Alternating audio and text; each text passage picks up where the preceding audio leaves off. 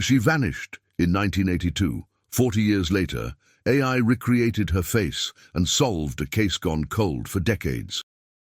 The wind howled through the pines of northern Maine on the night of November 14, 1982, carrying with it the first whispers of winter. Route 201 stretched empty and dark, a ribbon of asphalt cutting through endless forest between Jackman and the Canadian border. It was the kind of road where trucks stopped counting miles and drivers kept their eyes fixed straight ahead, where the darkness felt less like absence and more like presence. Deputy Tom Brennan found the car first. A rusted Chevrolet Impala, hood still warm, driver's door hanging open like a broken jaw. The headlights carved two pale tunnels into the trees, and snow had already begun to settle on the vinyl seats. No blood, no signs of struggle. Just a purse on the passenger seat containing $14, a compact mirror, and a Maryland driver's license belonging to someone named Lisa Marie Hartley. The radio crackled with static as Brennan called it in. His breath clouded in the frigid air. He walked the perimeter with his flashlight, but the snow was covering whatever tracks might have been there. By morning, the scene would be pristine and empty, as if the car had simply materialized from nothing. Lisa Marie Hartley. 23 years old, brown hair, green eyes, 5'6", last seen at a diner in Skowhegan, paying for coffee and asking directions north. And then, nothing. If you're watching, please subscribe and let us know in the comments where you're tuning in from. Stories like this need to be told, and your support helps keep these cases alive. The investigation began the way all small-town investigations did in 1982, with phone calls and coffee and maps spread across desks. Sheriff Walter Cross ran the Somerset County Department with the efficiency of someone who'd seen too many winters and not enough answers. He assigned Brennan to the case, along with State Police Detective Julie Hammond, a transplant from Boston who'd moved north looking for quiet and found mysteries instead. They started with the basics. Lisa had been traveling alone, heading toward the border. No family in Maine, no known connections. The Maryland license led them to Baltimore, where her mother, Patricia Hartley, lived in a narrow row house near Patterson Park. Patricia was a nurse at Johns Hopkins, working double shifts to make ends meet after her husband died of a heart attack 3 years earlier. Lisa was her only child. "She called me Tuesday night," Patricia told Hammond over a crackling long-distance connection. Her voice was steady but tight, the sound of someone holding themselves together by force of will. Said she was driving to Quebec. She'd been having a hard time since her engagement fell apart, needed space to think. Did she say anything else? Anyone she was meeting? No, just that she'd call when she got there. A pause. She never called. Hammond took notes in neat, precise handwriting. Engagement ended. Driving alone to Canada. That explained the northern route, but not the abandoned car, not the complete disappearance. The ex-fiancé was a man named Richard Desmond, a law student at University of Maryland. Brennan and Hammond tracked him down through Patricia's information. He had an alibi, studying for the bar exam with 3 classmates in College Park. The entire week, Lisa disappeared. The classmates confirmed it. Richard seemed genuinely shaken when they told him. "I loved her," he said, sitting in the cramped interview room at the Somerset County Sheriff's Office, having driven 8 hours when they asked him to come up. "We just wanted different things. She wanted to move west, maybe California. I had a job lined up in D.C. We fought about it for months." "When did you last see her?" Hammond asked. "October. She moved out of our apartment. I tried calling a few times, but she wouldn't answer." His hands trembled slightly. "You think something happened to her?" "We're trying to figure that out." Richard left them his contact information and drove back to Maryland. He wasn't a suspect, the timeline didn't work, and he had no reason to be in Maine. But his information painted a picture of Lisa, restless, heartbroken, searching for something she couldn't name. The weeks became months. Winter settled over Somerset County like a held breath. Hammond and Brennan interviewed truckers, diner staff, gas station attendants along Route 201. A waitress at the Skowhegan diner remembered Lisa. Pretty girl, seemed sad, left a good tip, but no one had seen her after that. The car was processed for evidence, but forensics in 1982 were limited. No fingerprints beyond Lisa's, no fibers that led anywhere useful. Patricia called every week. "Have you found anything?" And every week, Hammond had to say no. By spring of 1983, the case grew cold. Cross reassigned Hammond to other investigations. Brennan kept the file on his desk, pulling it out occasionally, staring at Lisa's driver's license photo, a young woman with dark hair and hesitant smile, looking slightly away from the camera. But leads had dried up, tips stopped coming. The forest had swallowed whatever secrets it held. Lisa Marie Hartley became another name in another file, another ghost on a dark road. Patricia Hartley never stopped looking. Even as years passed and the official investigation stalled, she kept Lisa's bedroom exactly as it had been. The posters on the wall, Fleetwood Mac, a vintage travel ad for San Francisco, the bookshelf packed with paperbacks and college textbooks, the jewelry box containing a broken engagement ring. She hired a private investigator in 1985, a retired Baltimore detective named Frank Russo. Russo was thorough and honest. He spent 3 months reviewing everything, traveling to Maine, walking the route Lisa had taken, but he found nothing the police hadn't already found. "Sometimes people just vanish," Russo told Patricia in his office, sunlight streaming through dusty blinds. "I'm sorry. I wish I had better news." Patricia returned to her work at the hospital, but something had changed. She started volunteering with a missing persons advocacy group, helping other families navigate the bureaucracy and grief.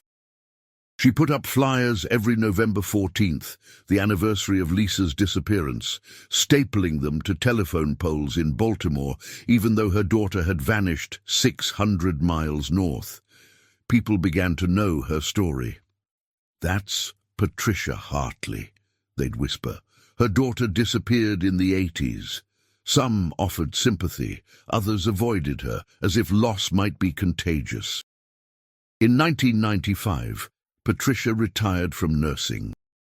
She was 62 and exhausted, but she used her free time to organize a small conference for families of missing persons.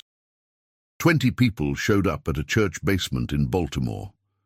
They shared stories, resources, tears. Patricia stood at a folding table covered with photos of the missing, Lisa's picture prominent among them. "We can't let them be forgotten," she told the group. "That's the worst thing, to vanish and leave no trace, as if you never existed."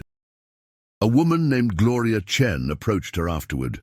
Gloria's son had disappeared in 1988, hiking in Colorado. "Do you still have hope?" Gloria asked quietly. Patricia considered the question. "I have determination," she said finally. "Hope is different. Hope is passive. Determination keeps you moving."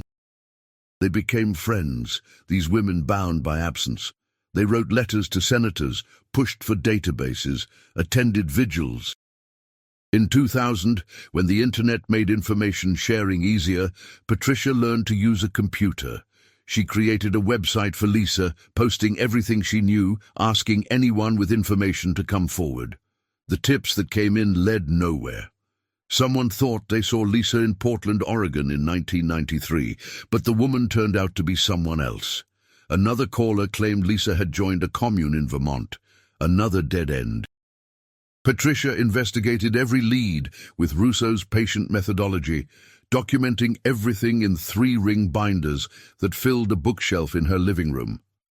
Time moved strangely for Patricia. Some days, 1982 felt like yesterday. Other days, it felt like a story she'd heard about someone else. She dated occasionally, a kind widower from her church, a retired teacher who volunteered at the hospital, but nothing took. How could she explain that part of her was still standing on that dark road in Maine, waiting for her daughter to come home? In 2010, Patricia turned 77.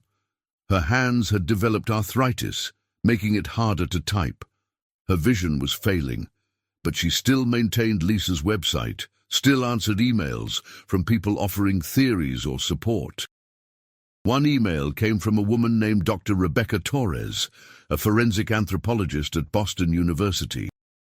Torres had been following Lisa's case for years and wanted to know if Patricia would be willing to work with her lab on a new project involving facial reconstruction technology. "We're developing software that can age missing persons photos," Torres wrote. "Show what they might look like now. It's still experimental, but it might generate new leads." Patricia agreed immediately. She sent every photo she had of Lisa, baby pictures, school photos, the driver's license image. Torres and her team spent months creating an age-progressed image showing what Lisa might look like at 63. The result was haunting. An older woman with Lisa's bone structure, with grey threading through dark hair, with the same slight asymmetry to her smile. Patricia stared at the image for hours. This could have been her daughter, should have been her daughter. They released the age-progressed photo to media in 2011. It generated some attention, a segment on a Boston news station, a mention in a true crime podcast, but no solid leads materialized. The trail had gone cold too long ago. Patricia continued her routine, update the website, answer emails, attend support group meetings. Wait. In 2015, she had a stroke. Not severe, but enough to slow her down. Her nephew, David, a software engineer in Virginia, took over maintaining Lisa's website. Patricia moved into an assisted living facility in Baltimore, a bright place with large windows and kind staff. She brought Lisa's photos with her, arranging them on her nightstand. "Tell me about your daughter," the nurses would say, and Patricia would tell the story again. The drive north, the abandoned car, the decades of silence. She was 90 years old in 2023. Her body was failing, but her mind remained sharp. She still checked the website daily on a tablet David had given her. Still read every email. Still believed that somewhere, somehow, there would be an answer. Detective Morgan Hayes joined the Maine State Police Cold Case Unit in 2019. She was 34, ambitious, and fascinated by forensic genealogy, the technique that had recently solved the Golden State Killer case and dozens of others. When traditional investigation failed, DNA could sometimes speak. Hayes had grown up in Augusta, Maine, listening to her grandfather's stories about unsolved cases from his time as a state trooper. One case he mentioned often was the Hartley disappearance, the young woman whose car was found empty on Route 201 in 1982. Hayes's grandfather had helped with the initial search, walking miles of forest in the snow. "We thought we'd find her by spring," he told Hayes when she was a teenager, when the snow melted. But spring came and went. Then summer, fall, winter again. Nothing. It haunted us. When Hayes joined the cold case unit, one of her first actions was to pull Lisa Hartley's file. The case was 40 years old, but the evidence was still preserved, including several items collected from the abandoned Impala. A coffee cup, cigarette butts, a hairbrush. Hayes understood that DNA technology had advanced dramatically since 1982. What was impossible then might be routine now. She sent the evidence to the state forensics lab with a simple request: extract any DNA profiles possible. The lab found 2 distinct profiles. One matched reference DNA that Patricia had provided years earlier. It was Lisa's. The other was male, unknown, and didn't match any profiles in CODIS, the National Criminal DNA Database. Hayes stared at the report. An unknown male's DNA in Lisa's car. It could be innocent, a mechanic, a previous owner, someone who'd touched the car before Lisa bought it. But it was also a lead, the first real lead in decades. She decided to try forensic genealogy. Hayes sent the unknown DNA profile to a private lab called Parabon Nanolabs, which specialized in using genetic genealogy to identify unknown individuals. The process was complex. Upload the DNA to public genealogy databases, build a family tree from distant relatives, work backward to identify possible individuals. It took 9 months. 9 months of painstaking research, of building trees with thousands of branches, of tracking descendants and marriages and migrations. The genealogist assigned to the case, a patient woman named Dr. Lynn Kimura, worked with Hayes through every step. In August 2022, they had a name. The unknown DNA likely belonged to a man named James Edward Wolcott, who had been born in 1951 in rural Pennsylvania and had moved to Maine in the late 1970s. He had died in 2008 in a car accident near Bangor. Hayes felt her pulse quicken. Wolcott. She ran the name through every database available. Criminal history showed multiple arrests in the early 1980s. DUI, assault, theft. He'd worked as a long-haul trucker for a company based in Portland. His route included regular runs along Route 201 to the Canadian border, a trucker on that route, with his DNA in Lisa's car. Hayes drove to Bangor to interview Wolcott's widow, Ellen, who still lived in the small house they'd shared. Ellen was in her 70s now, wary and tired. She invited Hayes into a living room that smelled of cigarettes and old coffee. "I'm investigating a cold case from 1982, Hayes explained. A woman named Lisa Hartley disappeared on Route 201. We found DNA evidence that links your late husband to her car." Ellen's face went carefully blank. James drove trucks. He stopped for lots of people, hitchhikers, broken-down cars. He was helpful that way. Did he ever mention picking someone up in November 1982? A young woman traveling alone? That was 40 years ago. How would I remember? Hayes leaned forward. "Mrs. Wolcott, if your husband helped someone, if he gave her a ride and something happened, an accident maybe, we need to know. Her mother has been searching for answers for 4 decades. Ellen lit a cigarette with shaking hands. "James drank," she said finally. "He got mean when he drank. I left him twice, but I always came back. I don't know why." She exhaled smoke. "There was one time, must have been late 82, early 83. He came home late, real agitated, said he'd had trouble on the road, didn't want to talk about it. I saw scratches on his face. He said he'd hit a deer." "Do you remember anything else? Anything specific?" "He burned his clothes, in the barrel out back. I thought it was weird, but I didn't ask. When James didn't want to talk, you didn't push." Hayes felt the pieces shifting into place. "Did he ever mention someone named Lisa?" "No, but there was one thing."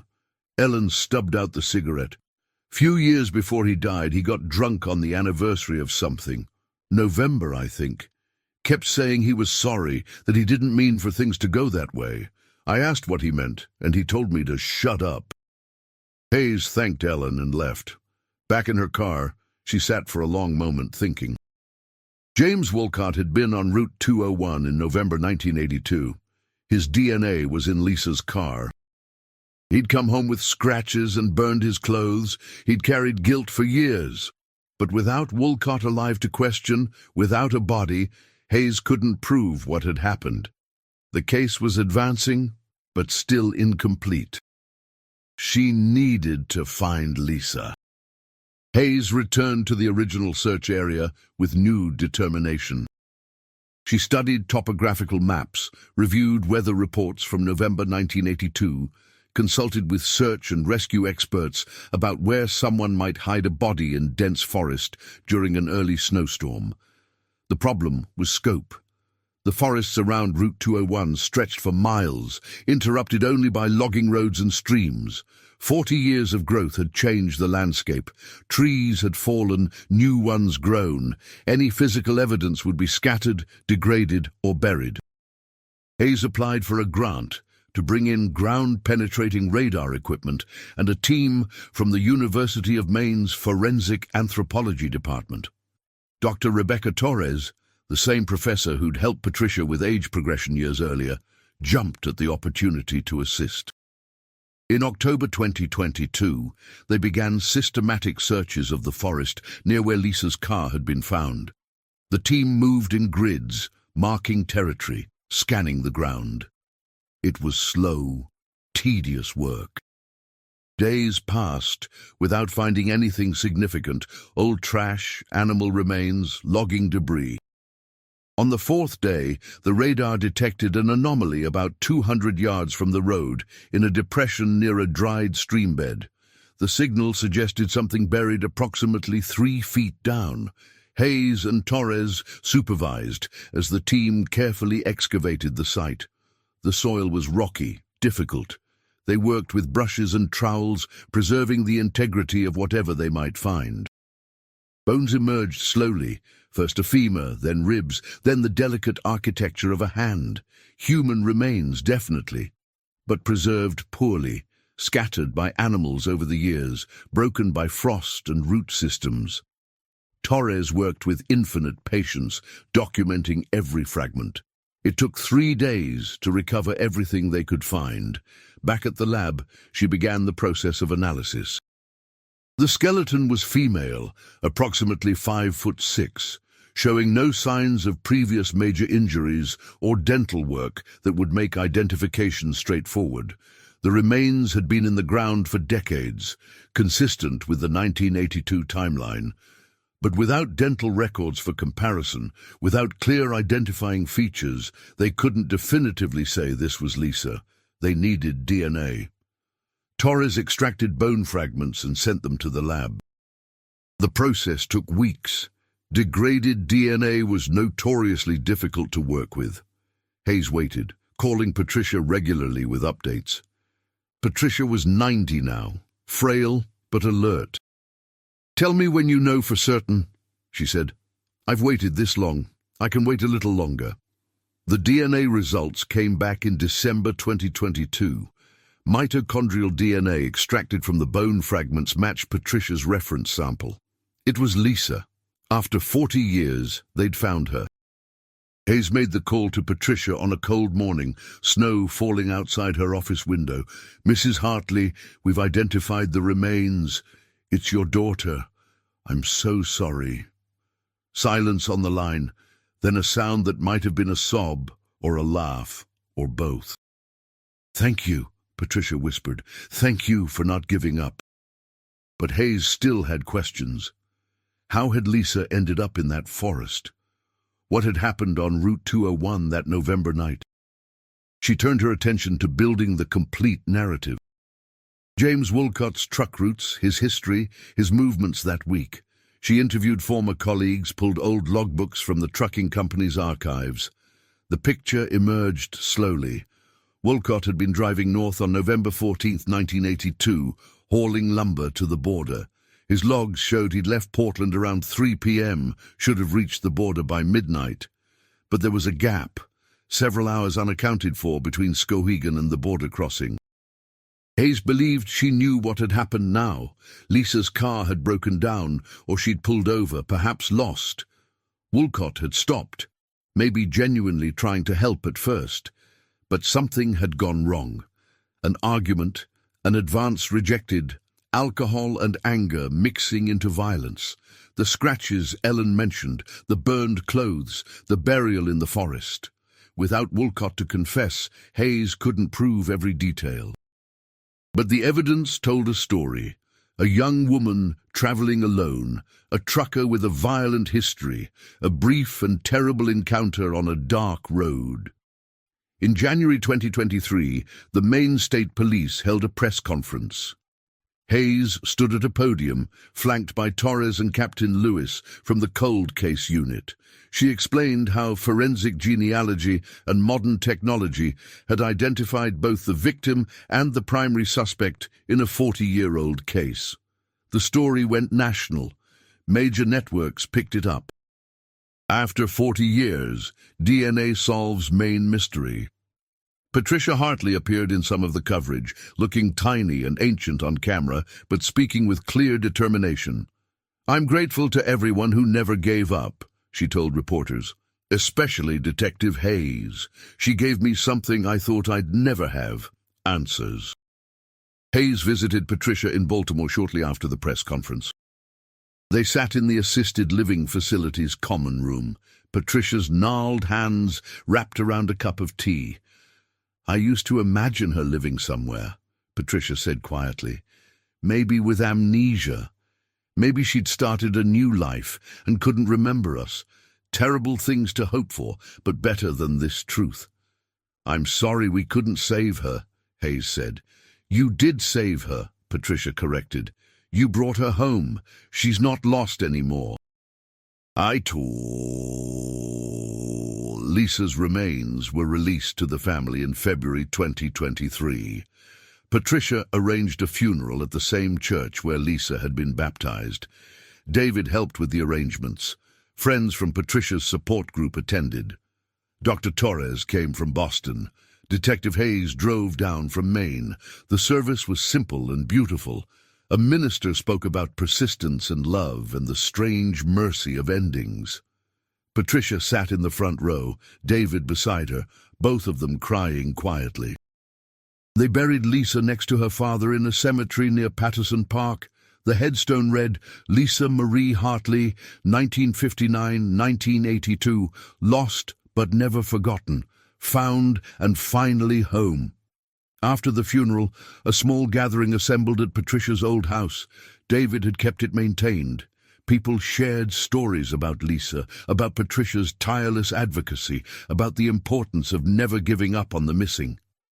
Hayes stood in the corner, nursing coffee, watching Patricia move slowly through the crowd. The old woman looked exhausted but at peace. She'd carried a terrible burden for 40 years, and now, finally, she could set it down. Patricia caught Hayes's eye and made her way over. "I want to show you something," she said, leading Hayes up the stairs with careful steps. Lisa's room was exactly as Patricia had described, frozen in 1982. The posters, the books, the jewelry box.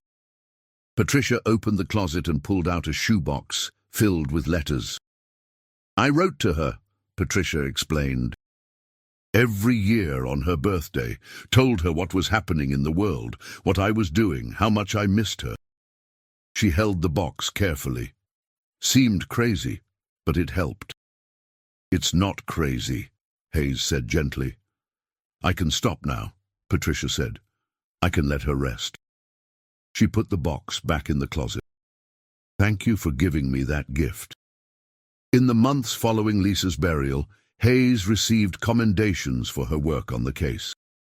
The Maine State Police featured the investigation in their training materials, showing how modern forensic techniques could solve even the coldest cases. Parabon Nanolabs used it as an example of successful forensic genealogy application. But Hayes was already deep into her next case, a woman who disappeared from a bar in Portland in 1995, another family waiting for answers, another puzzle with missing pieces. Patricia lived for another 11 months after Lisa's funeral. She died in January 2024, quietly in her sleep at the assisted living facility. She was 91. Her obituary mentioned her decades of advocacy for missing persons, her volunteer work, and her determination to find her daughter. David inherited Patricia's papers, the binders, the correspondence, the meticulous records of a 40-year search.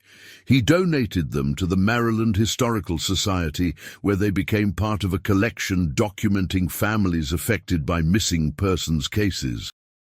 The story of Lisa Hartley's disappearance and eventual identification became a touchstone in forensic genealogy circles. Dr. Lynn Kimura presented the case at conferences. Torres published a paper on the skeletal analysis and identification process. Hayes wrote a detailed report that was cited in multiple academic journals.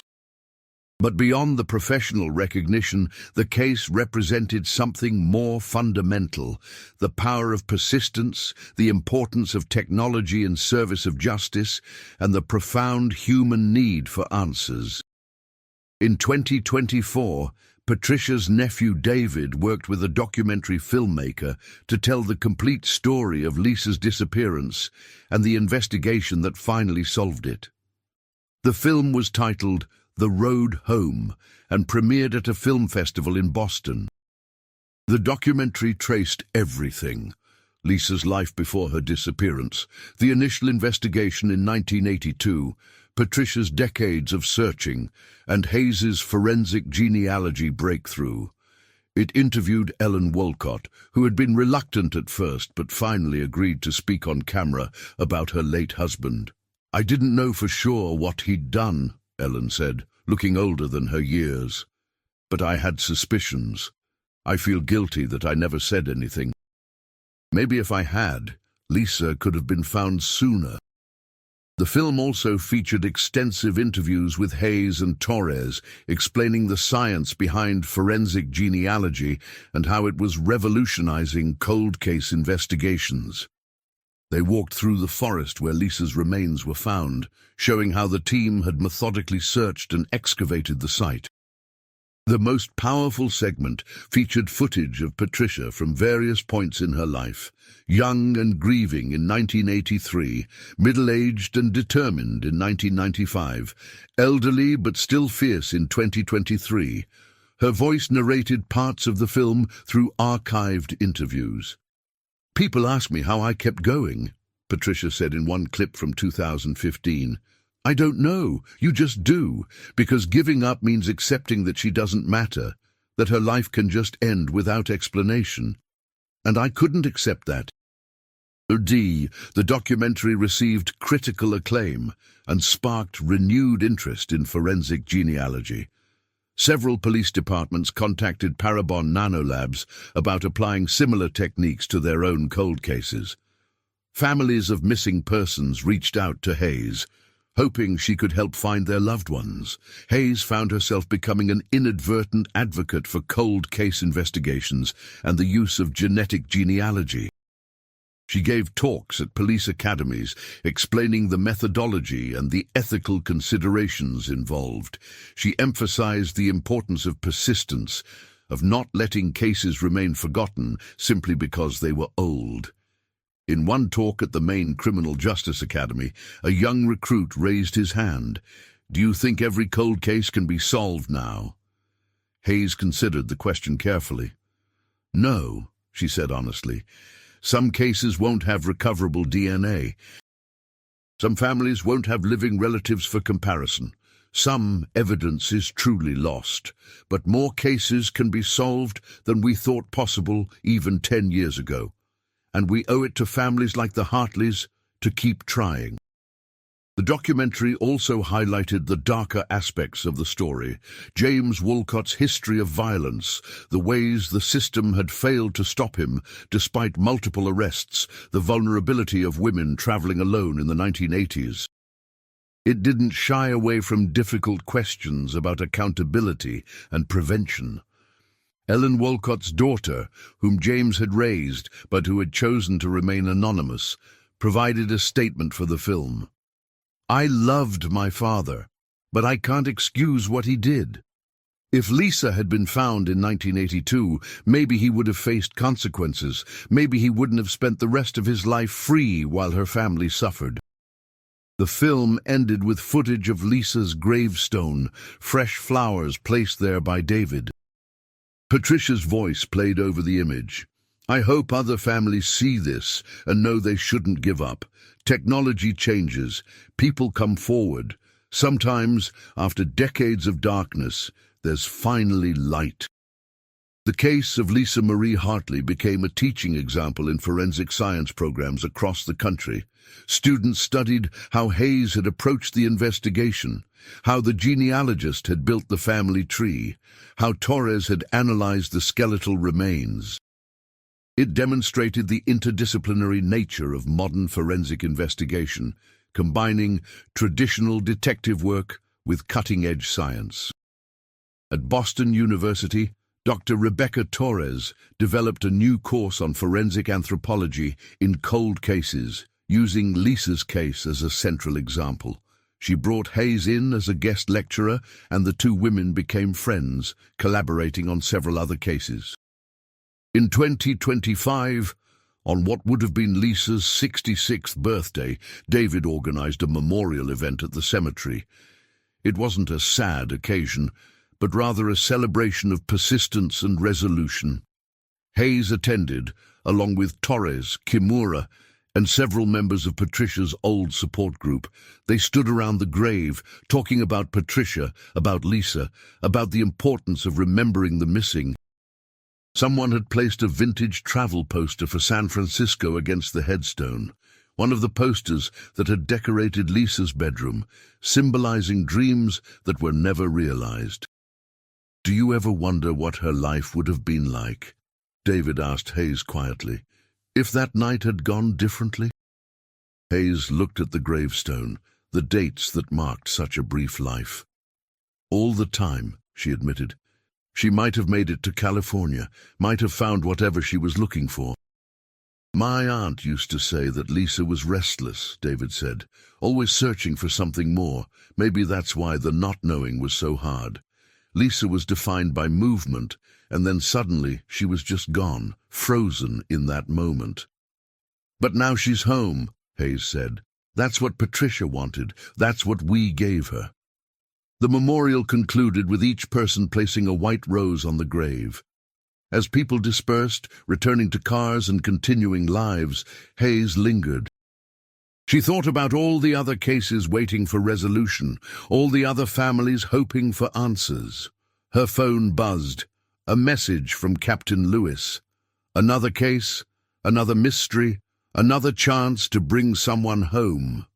Hayes took one last look at Lisa's grave, at the flowers and the poster and the dates carved in stone.